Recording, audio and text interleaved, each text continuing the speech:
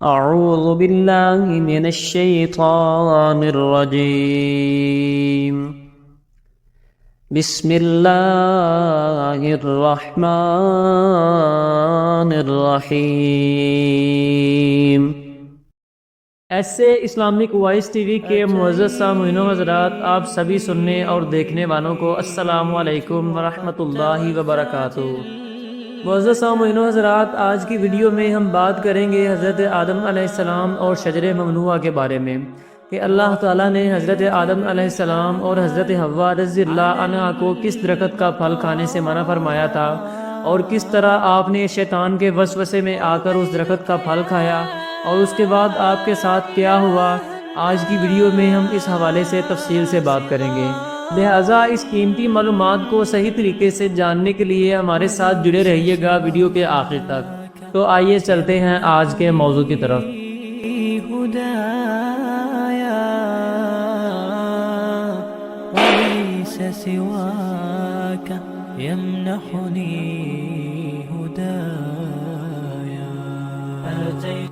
اس video میں حضرت آدم علیہ السلام کو ایک مخصوص درخت کا پھل کھانے کی ممانعت، شیطان کی طرف سے وسوسہ ڈالنے اور حضرت آدم علیہ السلام کے ممنوعہ درخت کا پھل کھا لینے کا بیان ہے۔ تفصیل کے لیے آپ علیہ السلام کی سیرت و احوال کا 7واں باب آپ کی پیش خدمت ہے۔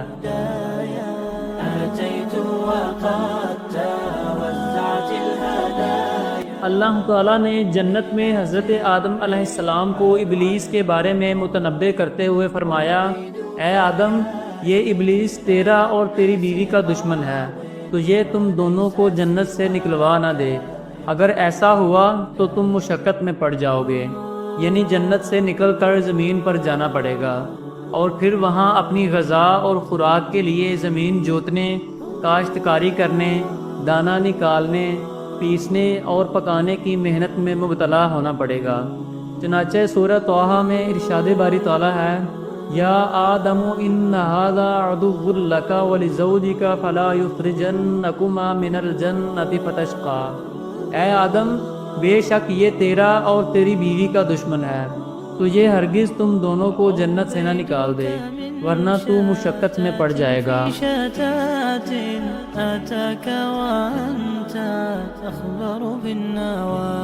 انسان کو پیٹ بھر کر کھانا اور سیر ہونے کے لیے پانی مل جائے، اس کے علاوہ تن ڈھانپنے کے لیے کپڑا اور دھوپ سے بچنے کے لیے درختوں کا سایہ میسر آ جائے تو یہ بڑی نعمتیں ہیں۔ حضرت آدم علیہ السلام کو یہ نعمتیں جنت میں بغیر کسی محنت اور مشقت کے حاصل تھیں، اور انسان کو ان نعمتوں کی قدر اس وقت ہوتی ہے جب اسے یہ نعمتیں میسر نہ ہوں۔ اس لیے اللہ تعالیٰ نے حضرت آدم علیہ السلام کو شیطان کی دشمنی سے خبردار کرنے کے ساتھ ان کے سامنے جنتی نعمتوں کی اہمیت بھی بیان فرمائی، کہ جنت میں آپ نہ بھوک محسوس کریں گے، نہ پیاس، اور نہ اس میں بے لباس ہوں گے، اور نہ آپ کو دھوپ لگے گی۔ الغرض ہر طرح کی عیش و راحت جنت میں موجود ہے، اور اس میں محنت اور کمائی کرنے سے بالکل امن ہے۔ اور اگر آپ جنت سے چلے گئے تو ان تمام نعمتوں کے حصول کے لیے آپ کو محنت و مشقت کرنا پڑے گی، اس لیے آپ ابلیس کے وسوسوں سے بچ کر رہیں۔ چنانچہ ارشاد باری تعالیٰ ہے، ان لک الا تجوع فیہا ولا تعری وانک لا تظمأ فیہا ولا تضحی۔ بے شک تیرے لیے جنت میں یہ ہے کہ نہ تو بھوکا ہوگا اور نہ ہی ننگا ہوگا، اور یہ کہ نہ کبھی تو اس میں پیاسا ہوگا اور نہ تجھے دھوپ لگے گی۔ اہل جنت کا کھانا پینا بھوک پیاس کی وجہ سے نہ ہوگا، کیونکہ جنت میں بھوک اور پیاس اصلاً نہ ہوگی، اور نہ ہی وہاں زندہ رہنے کے لیے کھانے پینے کی حاجت ہوگی، بلکہ جنت کے تمام کھانے اور مشروبات صرف لذت کے لیے ہوں گے، اور جنتی کا جب جو چیز کھانے پینے کا دل چاہے گا وہ فوراً حاضر ہو جائے گی۔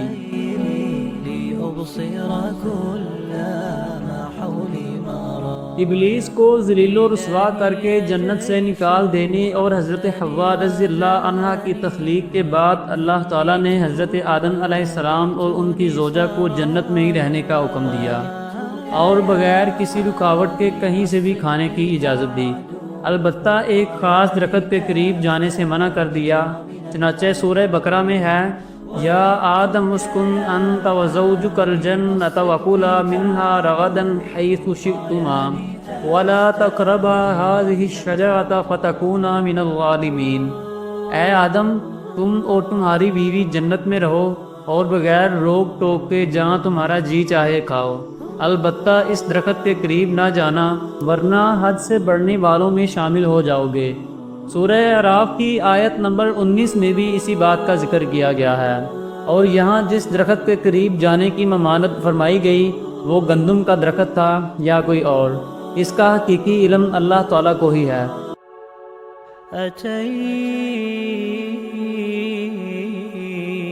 حضرت آدم علیہ السلام کو سجدہ نہ کرنے کی وجہ سے شیطان مردود ہوا تھا، اس لیے اس نے اپنے دل میں کینہ اور حسد پال لیا، انتقام کے متعلق سوچتا رہا اور آپ علیہ السلام کو نقصان پہنچانے کی طاق میں رہا۔ چنانچہ موقع ملنے پر اس نے حضرت آدم علیہ السلام کو وسوسہ ڈالا اور کہنے لگا، اے آدم، کیا میں تمہیں ایک ایسے درخت کے بارے میں بتاؤں جس کا پھل کھانے والے کو دائمی زندگی حاصل ہو جاتی ہے؟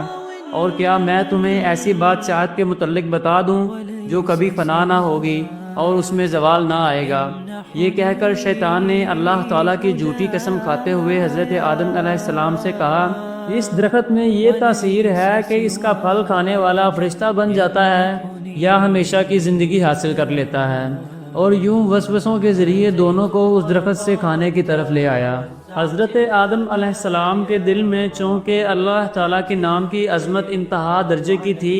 اس لیے آپ علیہ السلام کو گمان بھی نہ تھا کہ اللہ تعالیٰ کی قسم کھا کر کوئی جھوٹ بھی بول سکتا ہے۔ اس کے علاوہ جنت قرب الہی کا مقام تھا اور حضرت آدم علیہ السلام کو بھی اس مقام قرب میں رہنے کا اشتیاق تھا، اور فرشتہ بننے یا ہمیشہ کی زندگی مل جانے سے یہ مقام حاصل ہو سکتا تھا، اس لیے آپ نے شیطان کی قسم کا اعتبار کر لیا۔ پھر حضرت حوا رضی اللہ عنہا اور حضرت آدم علیہ السلام نے اس درخت کا پھل کھا لیا۔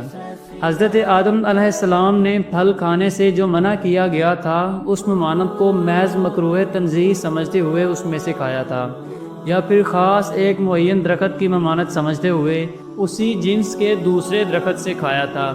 لیکن بہرحال یہ ایک اجتہادی خطا تھی جس میں گناہ نہیں ہوتا، لیکن وہ بہرحال خطا ضرور ہوتی ہے۔ قرآن مجید میں حکایت کا یہ حصہ ان الفاظ کے ساتھ بیان کیا گیا ہے۔ اللہ تعالیٰ نے سورہ طٰہٰ میں ارشاد فرمایا، فَوَسْوَسَ إِلَيْهِ الشَّيْطَانُ قَالَ يَا آدَمُ هَلْ أَدُلُّكَ عَلَى شَجَرَةِ الْخُلْدِ وَمُلْكٍ لَا يَبْلَىٰ، تو شیطان نے اسے وسوسہ ڈالا، کہنے لگا، اے آدم، کیا میں تمہیں ہمیشہ رہنے کے درخت اور ایسی بادشاہت کے متعلق بتا دوں جو کبھی فنا نہ ہوگی؟ اور سورہ اعراف میں ارشاد فرمایا، فَوَسْوَسَ لَهُمَا الشَّيْطَانُ لَيُبْدِيَ لَهُمَا مَا وُورِيَ عَنْهُمَا مِنْ سَوْآتِهِمَا وَقَالَ مَا نَهَاكُمَا رَبُّكُمَا عَنْ هَٰذِهِ الشَّجَرَةِ إِلَّا أَن تَكُونَا مَلَكَيْنِ أَوْ تَكُونَا مِنَ الْخَالِدِينَ وَقَاسَمَهُمَا إِنِّي لَكُمَا لَمِنَ النَّاصِحِينَ فَدَلَّاهُمَا بِغُرُورٍ۔ پھر شیطان نے انہیں وسوسہ ڈالا تاکہ ان پر ان کی چھپی ہوئی شرم کی چیزیں کھول دے، اور کہنے لگا، تمہیں تمہارے رب نے اس درخت سے اسی لیے منع فرمایا ہے کہ کہیں تم فرشتے نہ بن جاؤ یا تم ہمیشہ زندہ رہنے والے نہ بن جاؤ، اور ان دونوں سے قسم کھا کر کہا کہ بے شک میں تم دونوں کا خیر خواہ ہوں، تو وہ دھوکہ دے کر ان دونوں کو اتار لایا۔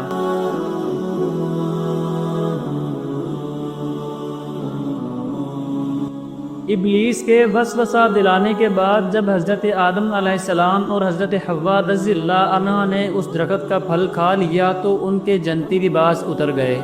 اور ان پر ان کی شرم کے مقام ظاہر ہو گئے، اور وہ اپنا سطر چھپانے اور جسم ڈھانکنے کے لیے جنت کے پتے اپنے اوپر چپکانے لگے۔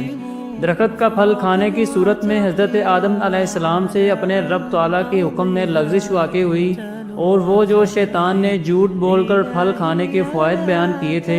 وہ سب لا حاصل رہے، یعنی نہ فرشتہ بنے اور نہ ہی دائمی زندگی ملی،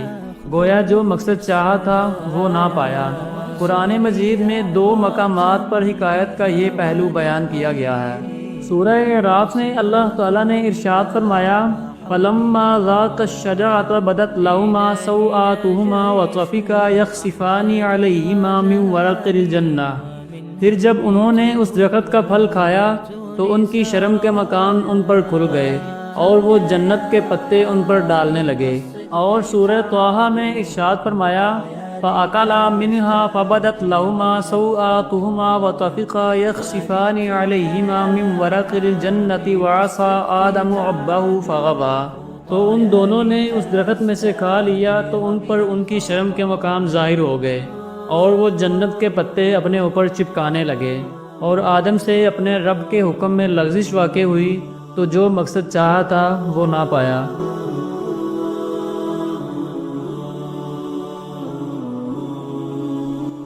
درخت کا پھل کھانے کے بعد حضرت آدم علیہ السلام اور حضرت حوا رضی اللہ عنہا کو اللہ تعالیٰ نے عظمت و جلال سے خطاب فرمایا أَلَمْ أَنْهَكُمَا عَنْ تِلْكُمَا الشَّجَرَةِ وَأَقُلْ لَكُمَا إِنَّ الشَّيْطَانَ لَكُمَا عَدُوٌّ مُّبِينٌ۔ کیا میں نے تمہیں اس درخت سے منع نہیں کیا تھا اور میں نے تم سے یہ نہ فرمایا تھا کہ شیطان تمہارا کھلا دشمن ہے؟ مفسرین فرماتے ہیں کہ اس آیت میں اللہ تعالیٰ نے حضرت آدم علیہ السلام اور حضرت حوا رضی اللہ عنہ پر ممنوع کام کرنے پر عتاب فرمایا اور کھلے دشمن شیطان کے دھوکے میں آنے پر تنبیہ فرمائی، اور اس عتاب کا مقصد بیان کرتے ہوئے علامہ احمد ساوی رحمۃ اللہ تعالیٰ علیہ فرماتے ہیں حضرت آدم علیہ السلام سے جو کچھ ہوا اگرچہ یہ حقیقی طور پر معصیت نہیں، اور یہ چیز حضرت آدم علیہ السلام کی عصمت کی منافی نہیں، کیونکہ جان بوجھ کر حکم الہی کی نافرمانی کرنا انبیاء کرام علیہ السلام کے حق میں محال ہے۔ البتہ یہ ممکن ہے کہ ان سے اجتہاد میں خطا ہو جائے یا اللہ تعالیٰ کی طرف سے انہیں بلا دیا جائے۔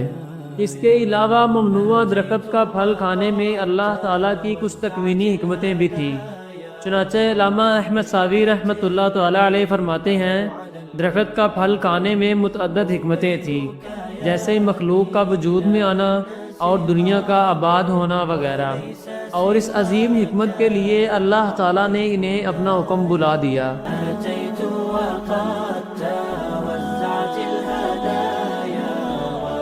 حضرت آدم علیہ السلام اور حضرت حوا رضی اللہ عنہا نے اپنی خطا کا اعتراف کرتے ہوئے بارگاہ الہی میں عرض کی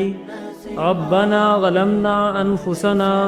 وَإِن لَّمْ تَغْفِرْ لَنَا وَتَرْحَمْنَا لَنَكُونَنَّ مِنَ الْخَاسِرِينَ۔ اے ہمارے رب، ہم نے اپنی جانوں پر زیادتی کی، اور اگر تو نے ہماری مغفرت نہ فرمائی اور ہم پر رحم نہ فرمایا تو ضرور ہم نقصان والوں میں سے ہو جائیں گے۔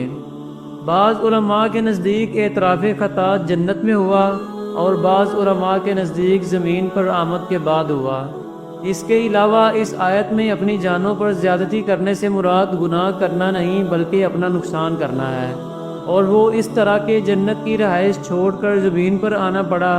اور وہاں کی آرام کی زندگی کی جگہ یا مشقت کی زندگی اختیار کرنا پڑی۔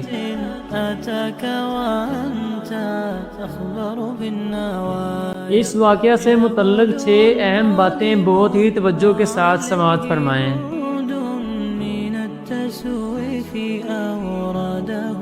علامہ اسماعیل حقی رحمۃ اللہ علیہ فرماتے ہیں جب ابلیس نے حضرت آدم علیہ السلام پر اللہ تعالیٰ کا انعام و اکرام دیکھا تو وہ ان سے حسد کرنے لگا، اور اس حسد کی بنا پر وہ آپ علیہ السلام کا دشمن بن گیا۔ اس سے معلوم ہوا کہ جسے کسی سے حسد ہو تو وہ اس کا دشمن بن جاتا ہے، اس کی ہلاکت چاہتا ہے اور اسے خراب کرنے کی کوشش کرتا ہے۔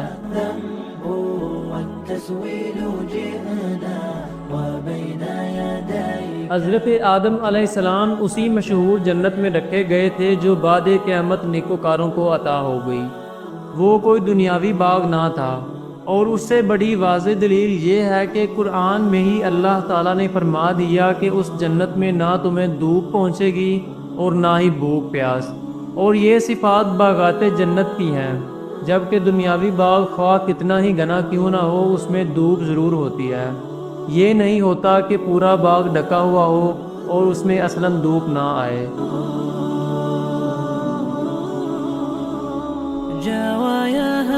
حضرت آدم علیہ السلام نے اللہ تعالیٰ کی بارگاہ میں توبہ اور دعا کے وقت ظلمنا کہا، یعنی ہم نے اپنی جانوں پر زیادتی کی، اور اللہ تعالیٰ نے بھی حضرت آدم علیہ السلام کو ایسے ہی الفاظ سے تنبیہ فرمائی تھی۔ لیکن یہاں یہ اہم مسئلہ یاد رہے کہ مخلوق میں سے کسی کا انبیاء کرام علیہ السلام کو ظالم کہنا گستاخی اور توہین ہے،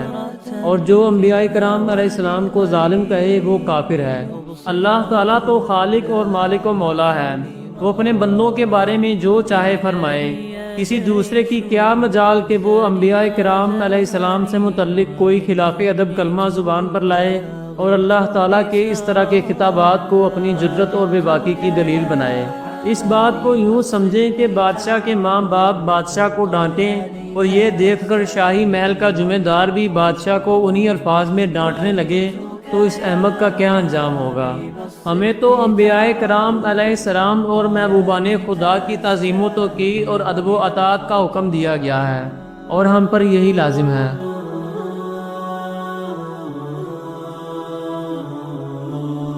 یہاں ایک سوال پیدا ہوتا ہے کہ جب اللہ تعالیٰ نے ابلیس کو مردود کر کے جنت سے نکال دیا تھا تو وہ حضرت آدم علیہ السلام کو وسوسہ ڈالنے کے لیے جنت میں کیسے پہنچ گیا؟ مفسرین نے اس سوال کے متعدد جوابات دیے ہیں۔ پہلا قول یہ ہے کہ ابلیس سانپ کے منہ میں بیٹھ کر جنت میں داخل ہو گیا تھا۔ دوسرا قول یہ ہے کہ ابلیس جنت میں داخل نہیں ہوا، بلکہ یوں ہوا تھا کہ بعض اوقات حضرت آدم علیہ السلام اور حضرت حوا رضی اللہ عنہا باب جنت کے قریب تشریف لے جاتے تھے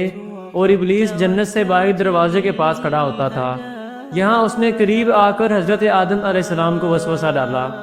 تیسرا قول یہ ہے کہ ابلیس نے زمین پر رہتے ہوئے ہی حضرت آدم علیہ السلام کو جنت میں وسوسہ ڈال دیا تھا، کیونکہ اسے اتنی طاقت ملی ہوئی تھی۔ ان سب کی حقیقت اللہ تعالیٰ ہی بہتر جانتا ہے۔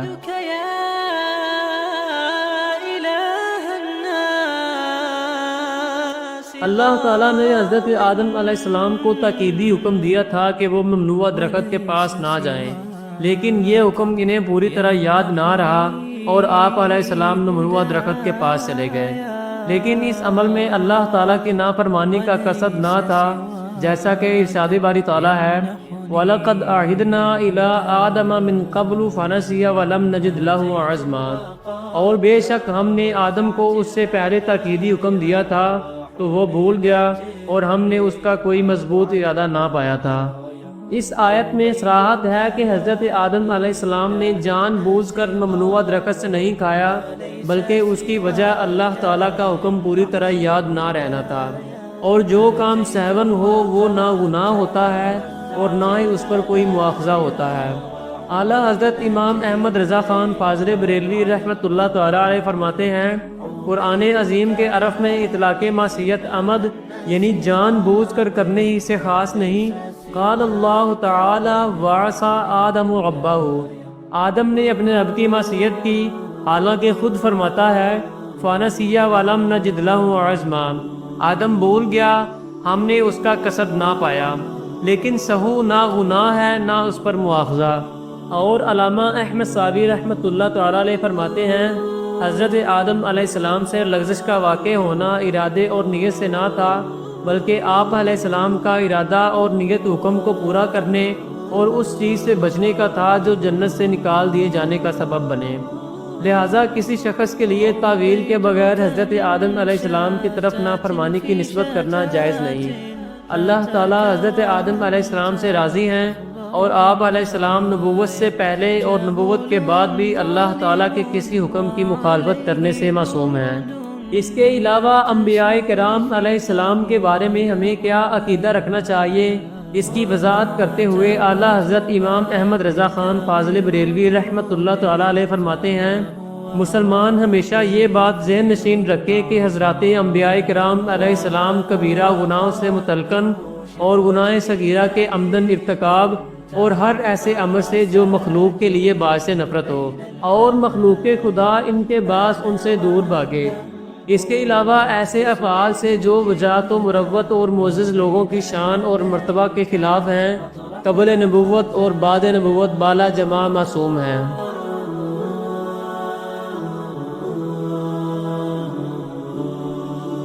تلاوت قرآن کریم یا قرأت حدیث پاک کے سوا اپنی طرف سے حضرت آدم علیہ السلام یا کسی بھی نبی کی طرف معصیت کی نسبت کرنا، مثلا فلاں نبی نے گناہ کیا یا فلاں نبی گناہ گار ہے، کہنا سخت حرام، بلکہ علماء کرام کی ایک جماعت نے اسے کفر بتایا ہے۔ اعلیٰ حضرت امام احمد رضا خان فاضل بریلوی رحمۃ اللہ تعالیٰ علیہ فرماتے ہیں، غیر تلاوت میں اپنی طرف سے سیدنا ابو البشر حضرت آدم علیہ السلام کی طرف نافرمانی اور گناہ کی نسبت حرام ہے۔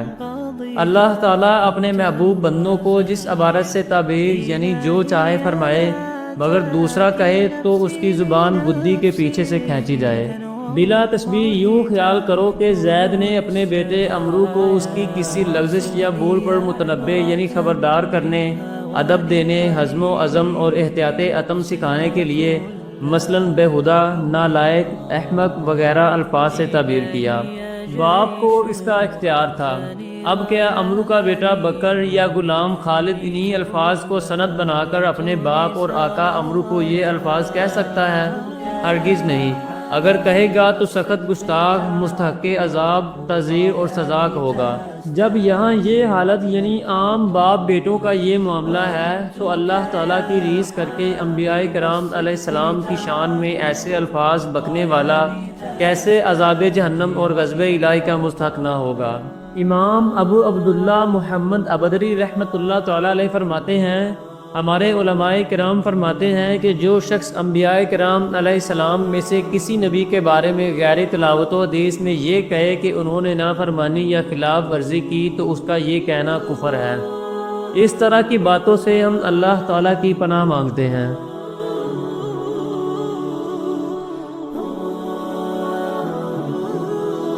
یہاں درس و نصیحت کے طور پر 3 اہم باتیں بہت ہی توجہ کے ساتھ سماعت فرمائیں۔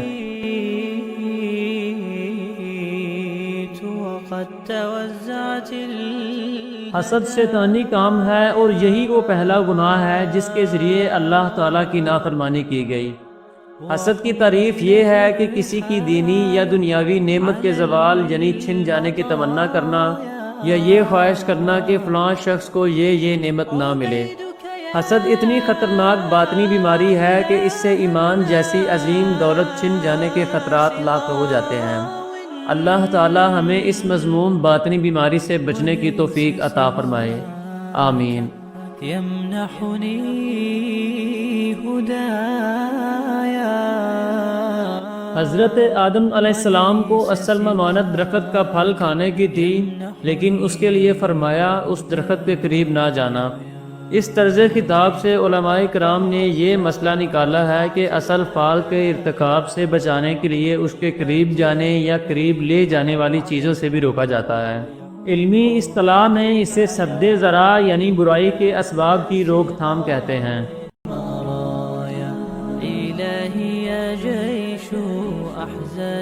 حضرت آدم علیہ السلام اور حضرت حوا رضی اللہ عنہا نے لباس جدا ہوتے ہی پتوں سے اپنا بدن ڈھانپنا شروع کر دیا۔ یہ اس بات کی دلیل ہے کہ پوشیدہ اعضاء کا چھپانا انسانی فطرت میں داخل ہے، لہٰذا جو لوگ ننگے ہونے کو فطرت کہتے ہیں ان کی فطرتیں مسخ ہو چکی ہیں۔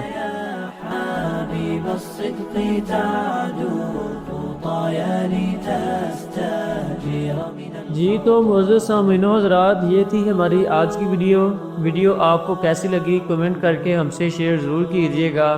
اگر ویڈیو آپ کو پسند آئی ہو تو ویڈیو کو لائک کریں اور صدقہ جاریہ کی نیت سے ویڈیو کو اپنے دوستوں سے بھی شیئر کریں۔ انشاءاللہ آپ سے ملاقات ہوتی ہے اگلی ویڈیو میں، تب تک کے لیے اپنا اور اپنے پیاروں کا ڈھیر سارا خیال رکھیے گا۔ اللہ نگہبان۔